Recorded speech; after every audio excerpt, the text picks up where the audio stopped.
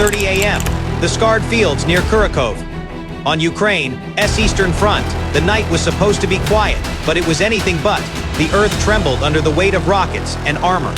From the horizon came the storm. 45 Russian tanks, the pride of Moscow's armored corps, rolling forward under a shroud of electronic warfare. Entire Ukrainian brigades were suddenly cut off, their communications blinded by a digital blanket. And then the artillery began. Russian Tornado-S rocket launchers hurled hundreds of thermobaric and cluster munitions, pounding trenches and villages into fire. In the glow of the bombardment, the spearhead appeared 15 T-90M Proriev tanks, the most advanced in Russia's arsenal, leading 30 more T-80s and T-72s. Their target, the Kurakhove power plant, the beating heart of the region. If they seized it, they would create an unbreakable fortress deep in Ukrainian lines. But what awaited them was no shattered defense. It was a trap. Every field, every ruin, every ridge had been prepared for this moment. Was this the dawn of a Russian breakthrough, or the start of their greatest disaster?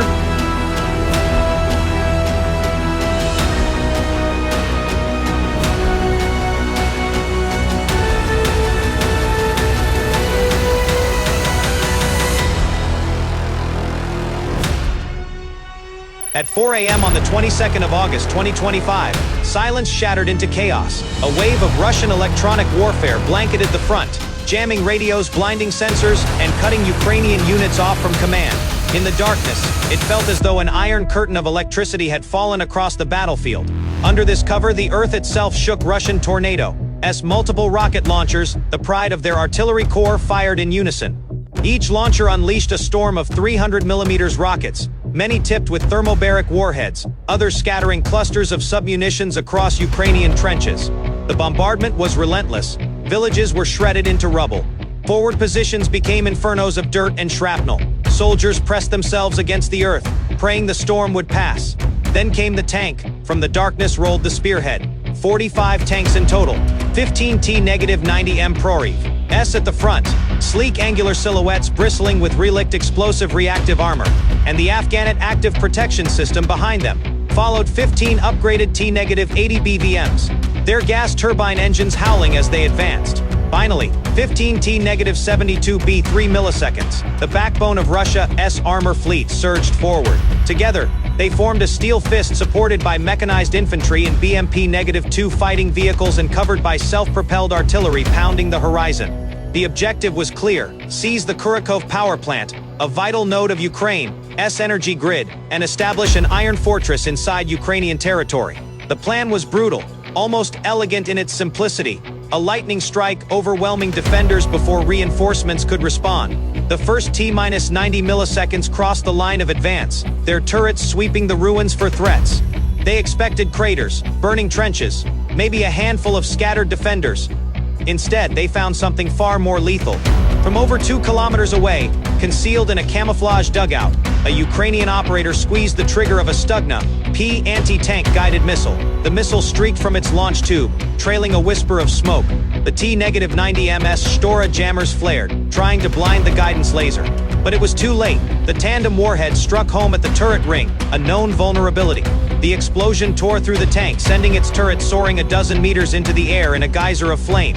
One down. The column didn't stop. The Russian doctrine accepted losses as the cost of breakthrough, but then a second T-90M was hit, and a third. Simultaneously, from the rubble of a nearby village, a 2-man Javelin team fired.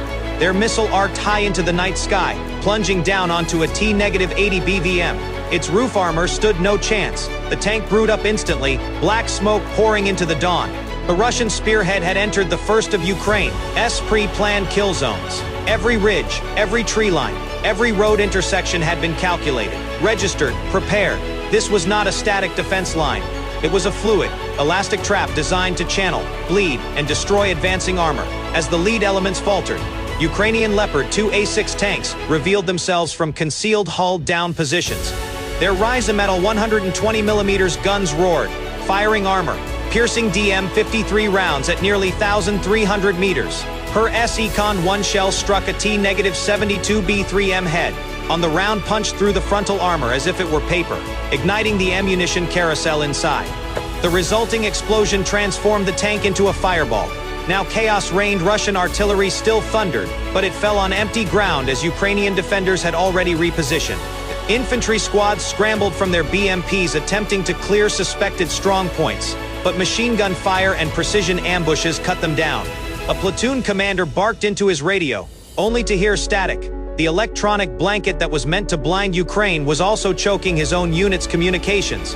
Amid the chaos, a young Ukrainian soldier stumbled after a shell exploded only meters away. His rifle slipped from his trembling hands, his body shaking uncontrollably. A comrade rushed to him, checking for wounds, gripping his shoulders firmly. With a few steady words, he pulled the shaken soldier back to cover, reminding him he wasn't alone in the fire. The Russian offensive was meant to be unstoppable, a hammer blow of steel and fire. Instead, it had struck an anvil forged from planning, discipline, and the will to survive. The kill zones had been sprung. The meat grinder was only beginning.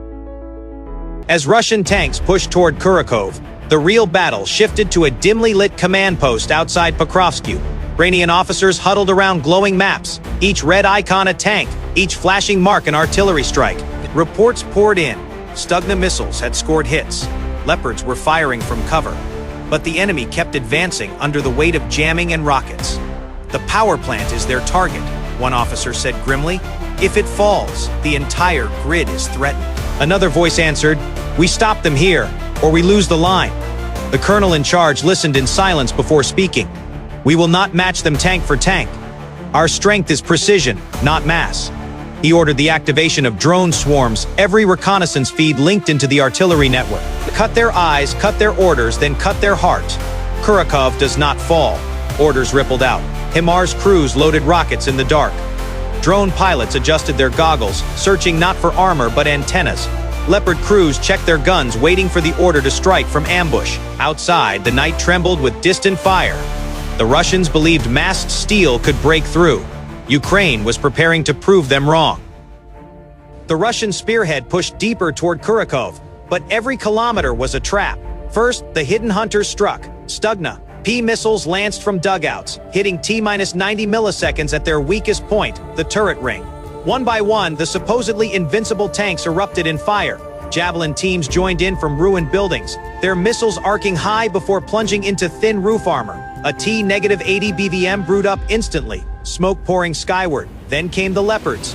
Ukrainian Leopard 2A6S, dug in hull down, fired their 120mm Rheinmetall guns with surgical precision. A DM-53 round punched clean through a T-72, detonating its ammo carousel. The Russian advance slowed, confidence giving way to confusion. Above them, the air turned into a duel.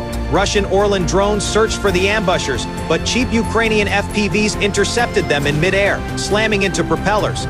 Russian Lancet loitering munitions dove at Ukrainian artillery, but NASAMS batteries intercepted them in flashes of light. The decisive blow came from the network. A Leleka -100 reconnaissance drone identified 2 Russian command posts. Minutes later, Hawaii Mars rockets erased both in pinpoint strikes. Suddenly, the spearhead had no orders. Artillery support faltered, units stalled, leaderless and blind. That was the moment Ukraine counterattacked. Leopards and T-64 BVS surged from cover, flanking the disorganized columns. Shells ripped through side armor. Artillery followed up, guided by radar and drones, hammering every retreat route. Finally, the drone swarms closed in. A T-90M was targeted not by 1 missile, but by 5 FPVs. The first triggered its defenses, the next 3 attacked from different angles, blinding its optics, igniting the engine, striking the turret ring. The tank died in flames, overwhelmed, not by a stronger weapon, but by smarter coordination. Within hours, the Russian assault collapsed, retreating vehicles were cut down in kill zones. Artillery rained on convoys, the fields around Kurakhove turned into a graveyard of steel. The once proud armored fist had disintegrated. Ukraine had just held the line. It had broken the myth of Russian armor. By the evening of the 23rd of August, 2025, the fields around Kurakhove were silent except for the crackle of burning armor. The Russian assault, once 45 tanks strong, had collapsed into a wasteland of wreckage. 22 tanks, including the prized T-90 milliseconds, lay destroyed. 38 armored vehicles smoldered, their hulks twisted and blackened. More than 650 Russian soldiers had been neutralized in 36 hours. For survivors, retreat was worse than the advance. Convoys were trapped in pre-registered kill zones. hammered by artillery and hunted by Stugna and Javelin teams. Some tanks were abandoned intact, crews fleeing on foot. The spearhead that promised a lightning breakthrough had ended in ashes. Ukraine paid its price too: 7 tanks, 15 vehicles, 2 M777 howitzers, and about 250 casualties. Yet the outcome was undeniable. Kurakhove held. The power plant stood untouched. The elastic defense had not only survived, it had destroyed Russia's offensive power. When the colonel of the sector finally addressed his soldiers, his words cut through the smoke. They came with steel. They left with ashes. Kurakhove stands. The consequences rippled far beyond the battlefield in Moscow. Officials called it a tactical setback. But no propaganda could hide the humiliation. Billions in equipment had been lost, and with it, the illusion of invincible armor. For Ukraine, the victory proved that smaller, smarter forces could outfight larger ones through planning, precision, and resilience. Globally, Kurakhove became a case study. Pentagon planners replayed drone swarms overwhelming T-90 milliseconds. NATO commanders dissected how HIMARS erased Russian command posts in minutes. Chinese analysts took note of how network drones and artillery outpaced brute force. The conclusion was clear. The old gods of war, mass tanks and artillery, were dead. Victory now belonged to whoever controlled the invisible chain of sensors, data, and shooters. As night fell, the battlefield glowed with fire. Smoke curled into the sky, carrying with it a warning etched in steel. Modern war is no longer about numbers, but about networks.